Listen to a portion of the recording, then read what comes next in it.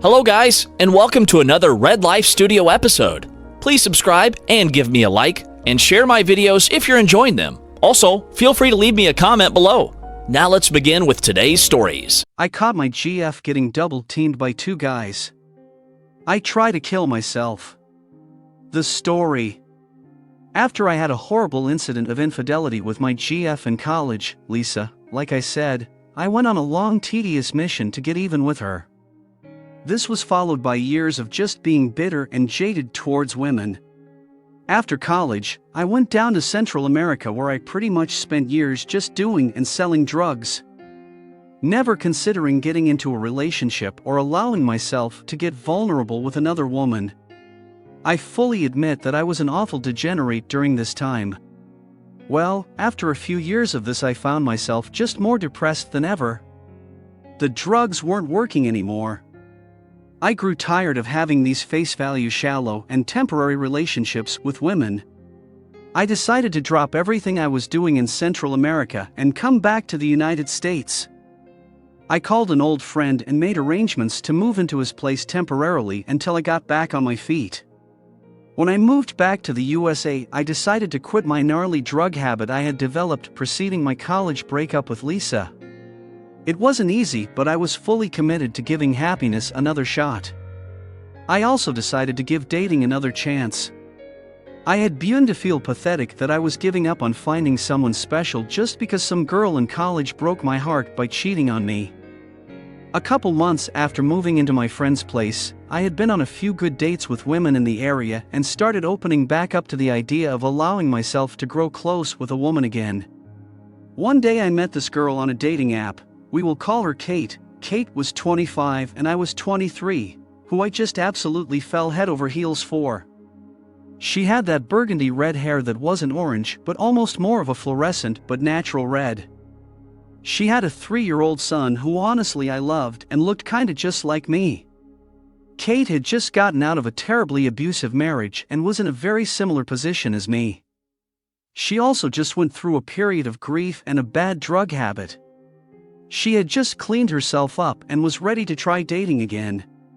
This worked well for both us because we both completely understood each other's emotional state and were able to allow one another to proceed slowly and not expect too much out of each other.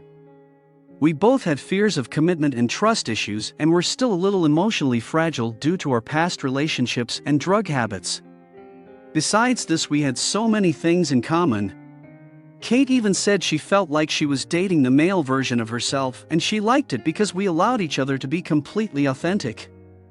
As the months rolled on, we grew closer and closer. Me and her son got along and he even called me Dad. He was too young to remember his biological father and I was the only other father role he's ever had in his life. The day I taught him how to pee standing up on a tree sealed the deal for me, and he was my son from that point on.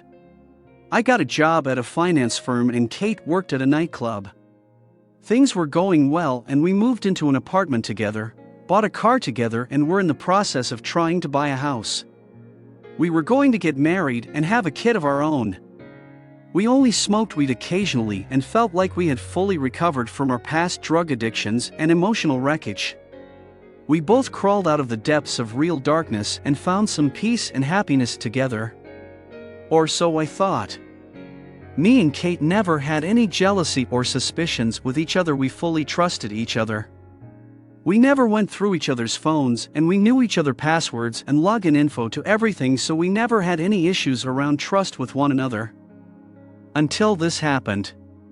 Typically, I would get up early in the morning before I got ready for work to walk Kate into the apartment from the parking lot because she wouldn't get home until after 3 or 4 a.m. in the morning from work, and it was a bit of a sketchy walk.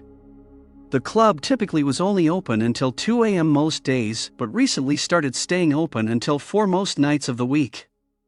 Or so Kate told me. One morning Kate said she was leaving work a little later because she had to drop a friend off at her house. She told me this only like 5 minutes before she would ordinarily arrive home. It usually took her about 35 minutes to get home from work, so I found it a bit odd that she told me so last second, and I knew where her friend lived, so it may have only taken an extra 5 minutes to drop her off on the way to our place. She ends up getting home about an hour later than usual and something seemed a bit off. She looked high. Not on weed, but it struck me as if she was on coke or Molly. I briefly confronted her about this, but she brushed it off quickly and said she was late because her friend's car broke down and they tried to get it fixed but couldn't. That's why it took so long to get home.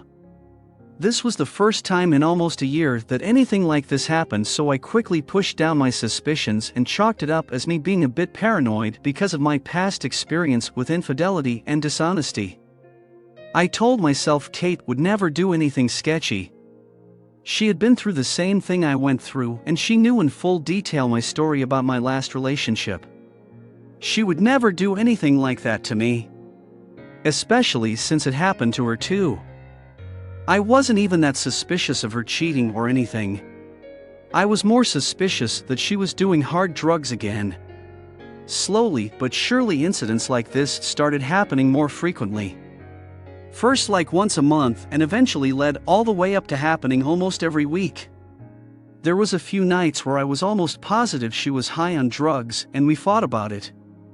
She finally admitted one day that I thought she was high, that she did half a line of coke once because she was tired and needed to pick me up to get through work, but that was all she did. At this point, she was coming home at 5, 6, or even 7 a.m. some mornings regularly. Her club closed at 2 or at 4 a.m. depending on what day of the week it was. She always had excuses like the car wouldn't start, she would go to her friend's house after work to smoke weed, or she went to a Waffle House with some of her coworkers after their shifts. But then, one morning, her text messages seemed severely suspicious. She wouldn't respond promptly, and it really seemed like she was forcing herself to sound genuine when texting me. She was doing the "I'm going to be home a little late" dance with me again. But this time it really dragged on. She told me she was on her way at 6 a.m., 2 hours after the club closed. So at 6:30 I went outside to the parking lot to walk her in when she arrived. It was snowing heavily outside. There was a blizzard going through the area. About an hour goes by and I hear nothing from her. I text and call her over and over. She doesn't answer the phone, but I get a message from her saying she's almost home. Another hour goes by before she finally pulls up into the parking lot. The time was 9:30 a.m. I had to call out from work because I couldn't leave her son home alone. I usually left for work at 7:30. I'm completely covered head to toe in snow. I walk up to the car and I open her door. Kate looks at me like she had seen a ghost. And she begins rambling nervously and almost incoherently. She said she got pulled over but was let go without a ticket. The car ran out of gas, so she had to stop to fill up. Her friend was having a mental breakdown, so she stayed with her for a while to help her after work. She even started blaming me for things like saying she wouldn't have gotten pulled over if I got the registration done sooner. Yada yada yada. Thing is, she could have told me this by texting me or calling me at any point during all of this. It was all very suspicious. The whole time she once shut up giving me very inconsistent stories while we were on our walk into the apartment. I can't help but notice how dilated her pupils are and how she is visibly grinding her teeth. Obviously, I was very angry at this point, but I was so exhausted and cold from standing outside for hours and worrying about her. I temporarily let it go and tried to distract myself with some video games. I was convinced she was doing cocaine at work or after work. What else was she up to? Who was she doing cocaine with? Just her coworkers and friends? Is she doing other drugs? Was she cheating? I was only mildly worried that she was cheating. I was more concerned about her drug use. We both had our runs in the past with them. Hence why we only smoked weed nowadays and occasionally had a drink. We weren't sober or anything like people in a 12-step program, but we tried to keep it very mellow. Her lying about the drugs was even more concerning to me than the actual drug use, because it was triggering my trauma from my ex Lisa, who lied to me and cheated on me in college. I literally was at the point where I didn't even care if she did the drugs, I just wanted her to be honest with me. I couldn't stand the thought of being in another relationship where my GF was lying to me about anything. My mind began to spiral. I felt completely betrayed. Me and Kate helped build each other back up after our tumultuous pasts, and now we wonderful lives. I never thought she would lie to me about anything. We had such an open book, trustworthy relationship, and we never experienced any problems with this type of stuff before. I got obsessed with trying to find out if she was lying about the drugs. I needed undeniable proof. The next day when she left for work, I tore up the house looking for something. I had no idea what I was looking for. A bag of coke? Some pills maybe? I went through every drawer, every nook and cranny of every piece of furniture, coat pocket, on top of the cabinets. Anywhere she could hide something. I found nothing. I tried to convince myself I was just being paranoid. My PTSD and insecurities about my past relationship were triggering me, and I was just getting obsessive with trying to find something that wasn't there. I decided I would stop trying to find out if she was lying, because if I was wrong, my behavior could ruin a good relationship.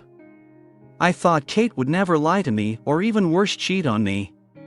She had a horrible experience with her ex-husband cheating on her while she was pregnant, and he also had a drug problem from her. So I couldn't imagine her doing the same thing to me that her ex-husband did to her. So I let things go. She came home at normal times again for a while. This calmed me down a lot. I began to feel bad for my paranoia. Until, one night, I'm at a local pool hall playing at a table with a random guy, we will call him Jerry. And while me and Jerry are chatting, I mention that my girlfriend works at the club's name. Jerry's sister, Sarah, was hanging out with us while we played pool, said she worked at the same club a couple of months ago. I asked her if she knew Kate, and she said she did, but they weren't really that close. They mostly knew each other in passing. I then expressed that I wished Kate had a day job where we could be home together more at night when I got off work. I tell Sarah that since the club typically closes at 4, I would only see Kate for about an hour or two before I left for work in the morning. Sarah then looks at me confused and says I thought they close at 2 a.m. When I worked there, we only closed at 4 on Friday and Saturday nights. I tell Sarah they changed the hours after you left. Sarah then tells me that her roommate still works there, and she never mentioned the closing times had changed because she still comes home just after 2 during the week. It got awkward fast, but I shrugged it off and finished the game of pool. After the game, I went home and I couldn't get what Sarah told me out of my head. I looked up the club Kate worked at, and indeed, it said they were only open till 4 a.m. on Friday and Saturday nights and 2 a.m. every other night. I again convinced myself that they must have not updated the times on their website yet after they made changes or something. Deep down I knew Kate was up to something.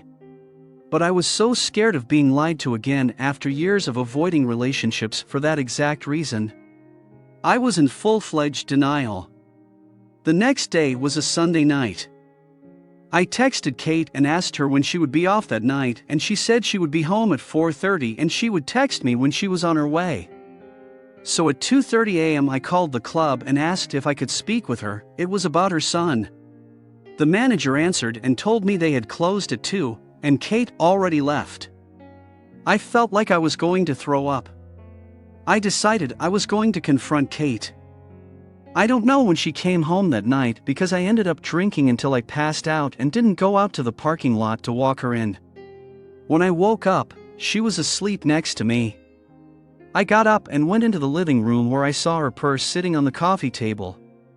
I picked it up and started to go through it. At first I didn't find anything, no drugs or anything shady else that would throw me off. Then I noticed tucked away in one of the small zippers I found an empty dime bag and rolled up dollar bill. Is this what I have been looking for all this time? I just put it down on the coffee table and went to work. I was hoping she would see it and know that I found it. When I came home, she was getting ready for work. She was in front of the bathroom mirror doing her makeup, specifically her eyeliner. I lean up against the door and look at her through the mirror. She looks up and says, "Hey babe, what's up?" How was work? I guess she didn't see that I found the rolled up dollar bill. I reply with, hey, we need to talk about something. I proceed to tell her that I called the club and they told me they close at 2 on Sundays. She immediately ignores the entire topic of her lying about what time the club closes and proceeds to scream at me for being controlling and obsessive and not trusting her and having no right to call the club in the first place. It didn't faze me. I had made sure that I wasn't just being paranoid. What she was doing was grade A gaslighting, which I was well experienced with because of my previous relationship. The fight continues to escalate. I accuse her of doing cocaine behind my back and lying to me about her drug habit. I call her a coke whore. And that's when she turns around and swings at me with her eyeliner. I turn in reflex and she lodges the eyeliner pencil about 1.5 inches into my shoulder. She then proceeds to punch about 6 times in the face. I don't react or hit or back. I was mostly just in shock. Once she finished beating me and screaming, we both just stand there staring at each other. I pull the pencil out of my arm and drop it on the floor. I walk out of the bathroom and into the kitchen where I get some duct tape and patch up the hole in my arm. I have a tattoo right where she stabbed me and I still have a nice healthy scar there to this day. I leave the apartment and I start my walk to the liquor store. Kate is blowing up my phone. She is doing the whole thing where she is apologizing, and when she doesn't get a response she beginning throwing insults and then repeats that cycle over and over. I buy a bottle of Fireball whiskey and proceed to walk and drink and walk and drink.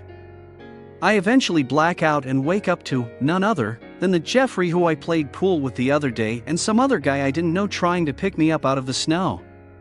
They put me in their car. Apparently they were on their way to work and saw me fall and not move on the side of the street and pulled over to make sure I was okay.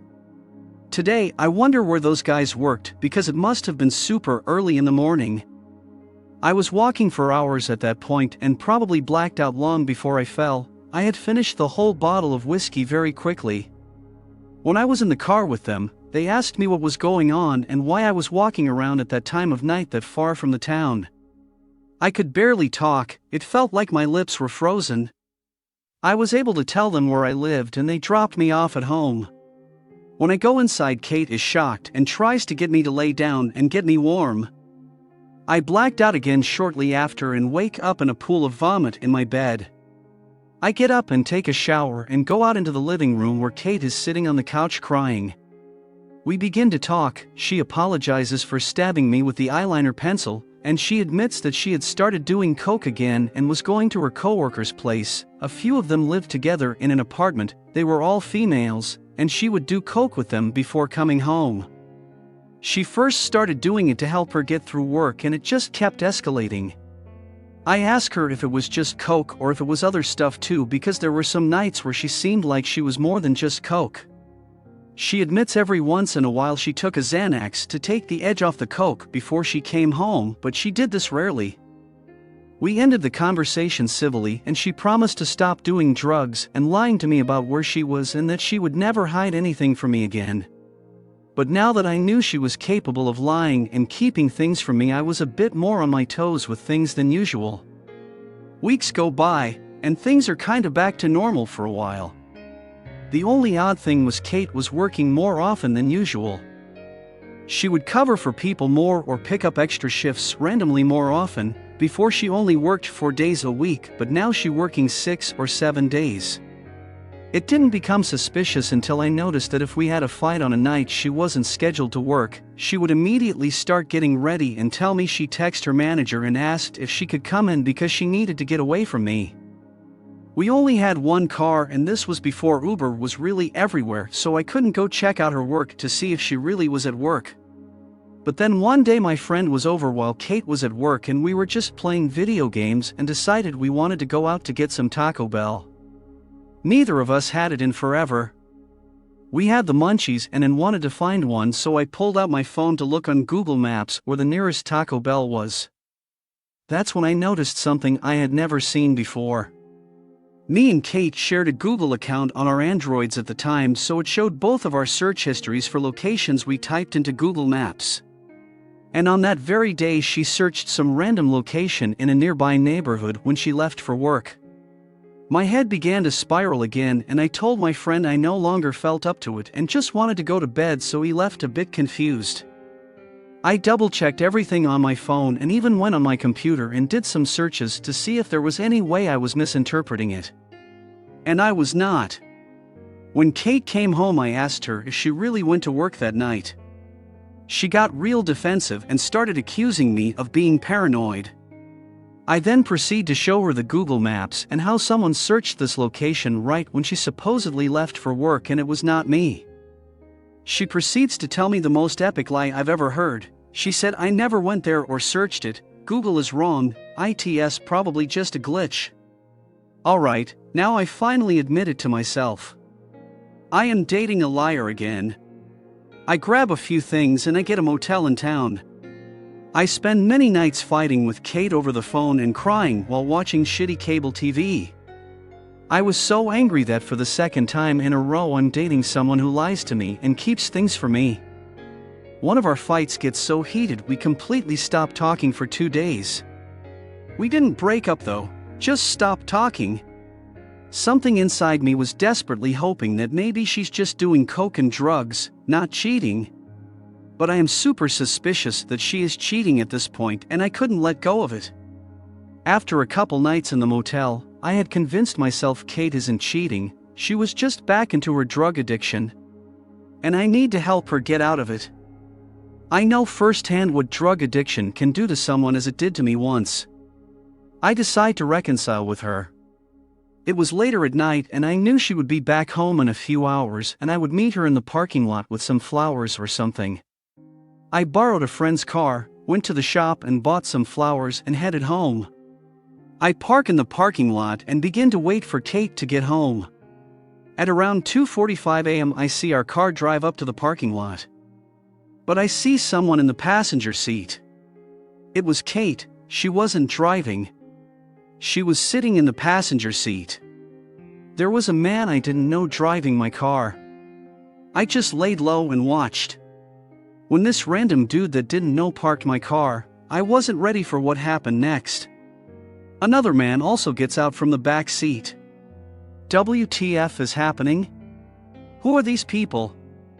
The three of them walk into our apartment. I pull out my phone and begin to write a text message to Kate. I tried to act like I didn't know anything so that I could see what she would say. Maybe these were just platonic friends and she had nothing to hide? I text her and ask her if she was home yet from work and if I could come over and we could talk things out. I told her I wanted to apologize for yelling and saying some hurtful things during our fights. I don't get any messages back for about 15 minutes, and then I get a text from her saying, "I just got home, but I want some alone time. I do love you with all my heart, let's talk tomorrow." My heart was beating out my chest as I read the text.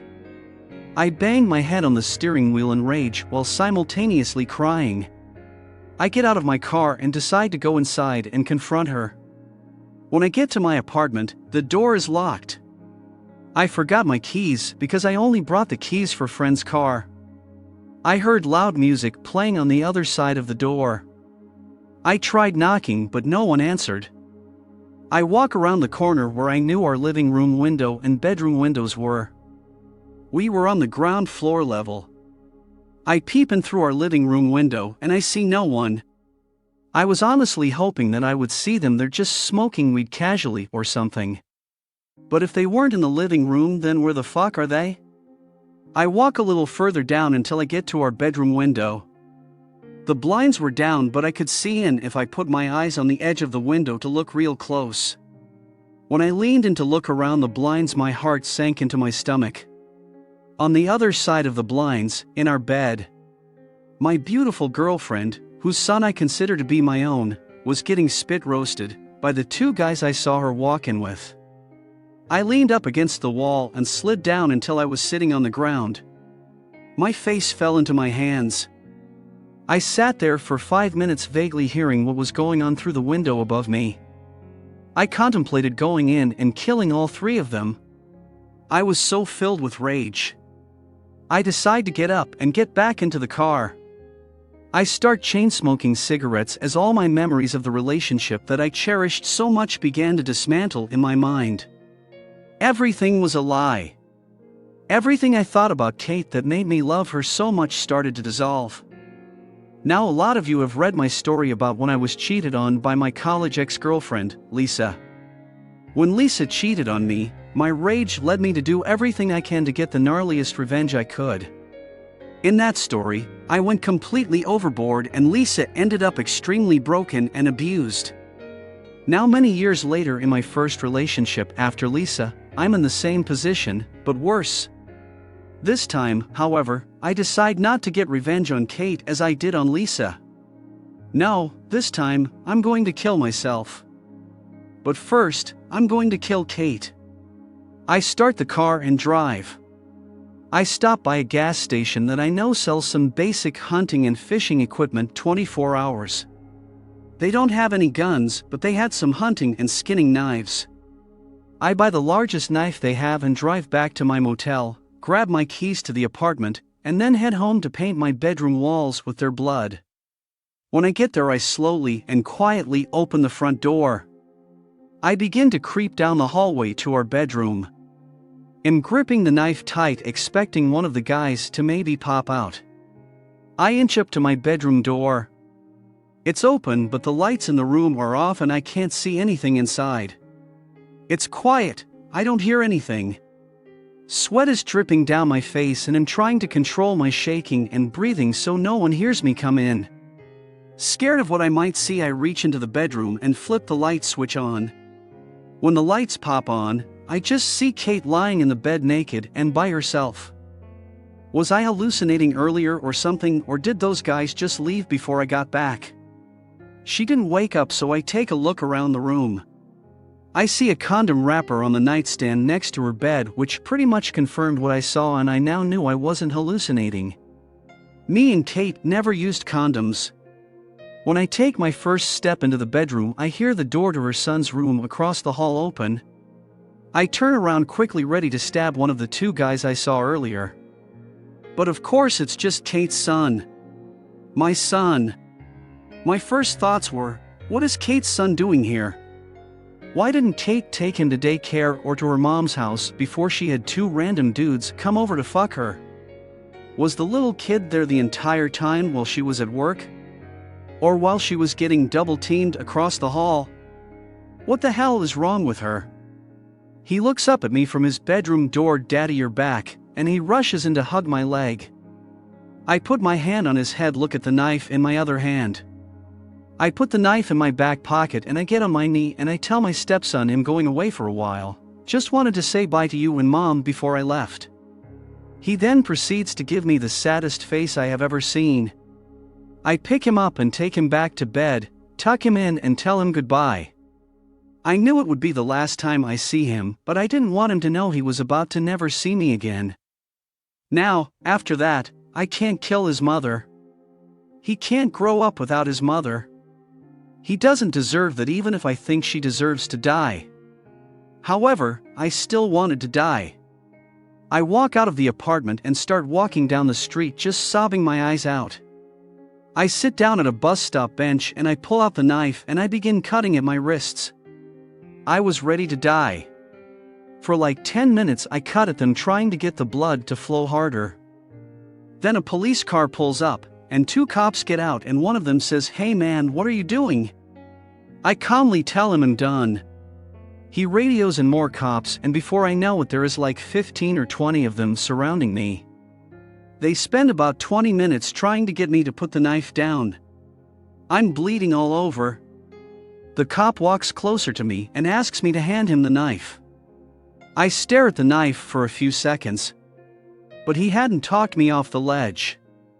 Nothing at this point could. I also knew I couldn't get out of this situation without being thrown into a psych ward.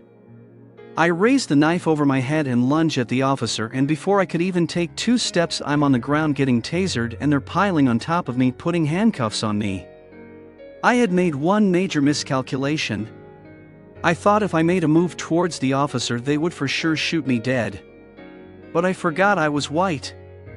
So unfortunately, I was only tasered. The next thing I know, I'm riding in the back of the cruiser and they take me to the hospital where they sedate me and patch me up. They gave me some sedatives that completely knocked me out. The next thing I know, I wake up and I'm in what I later find out is a psych ward for the criminally insane. It's like jail or prison, but worse. You don't know what day or time it is and you get no communication with the outside world, or at least we didn't at this one. I'm not going to go into detail about what I experienced there. It was one of the darkest places I had ever seen in my life. I was in there for about 6 weeks before an attorney was able to get me off on a technicality. When I was released, I took a taxi home. It was about 3 hours away. When I get home, I had the taxi driver drop me off at a McDonald's near my apartment. I sit down and charge my phone. I didn't want to go back to that apartment. Not after what I saw there. I have texts/calls/voicemails from many people, including Kate.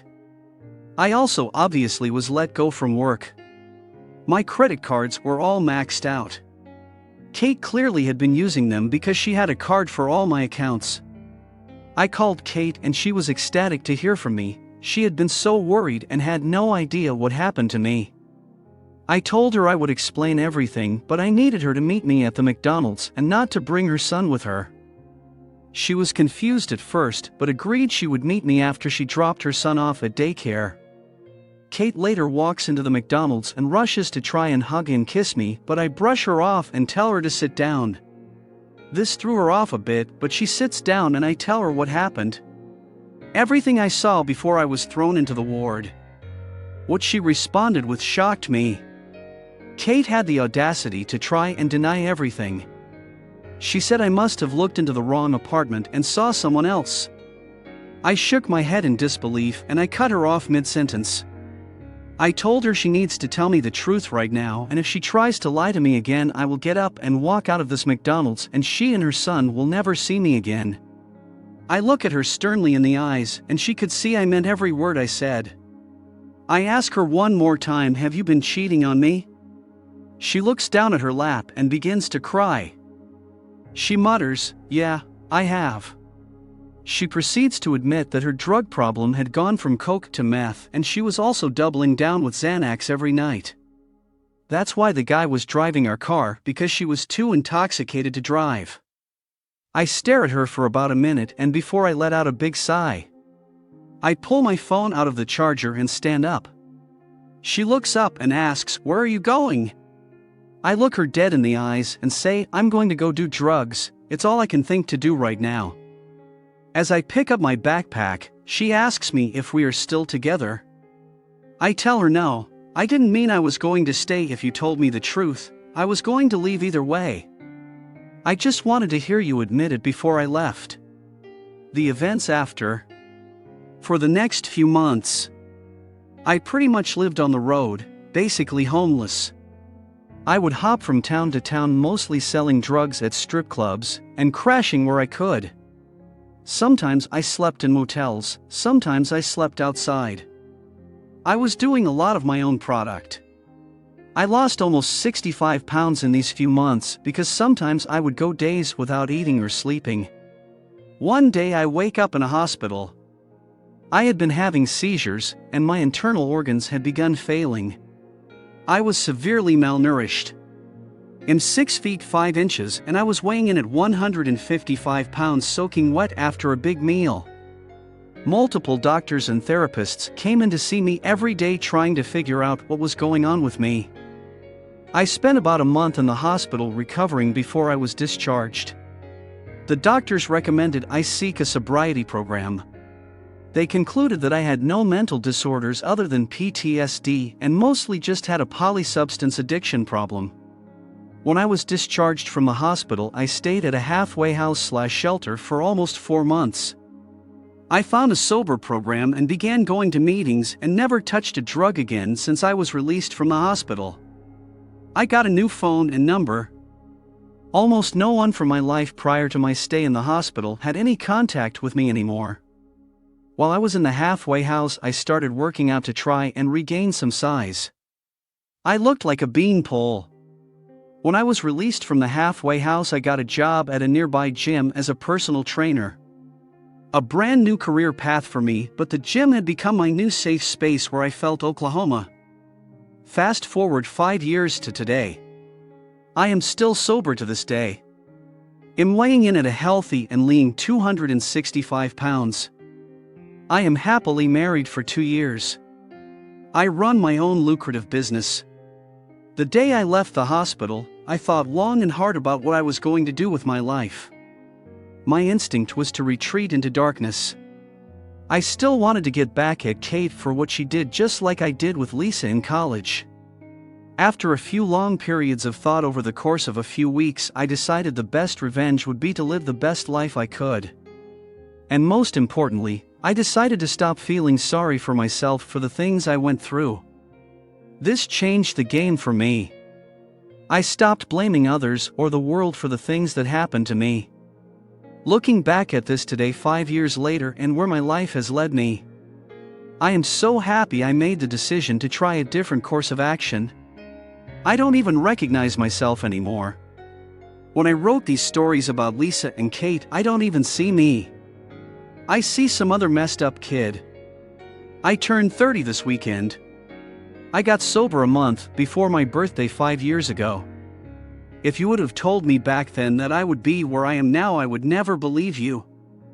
I am so happy I didn't take my own life, or even worse, take Kate's life that day. I am so glad I decided to get up and keep trying at life. I had to fall a few times, but when I finally got up, I flew. I spoke with Kate only once years after I left the McDonald's, the day she admitted to cheating on me. And after speaking with her, I gotta say, it's true what they say. The best revenge is living a good life. TLDR. I met a chick, we fell in love. We were both broken from previous relationships, but we helped each other heal. She develops a drug habit. She gets spit roasted by 2 guys. I catch her in the act. I try to kill her, and then myself. Get locked up. Get out. I'm homeless. I almost died of drug use, failing organs, and malnutrition. I get sober, and I live a wonderful life thereafter. Thank you for watching. If you enjoyed the video, hit like. If you would like to see more, feel free to subscribe.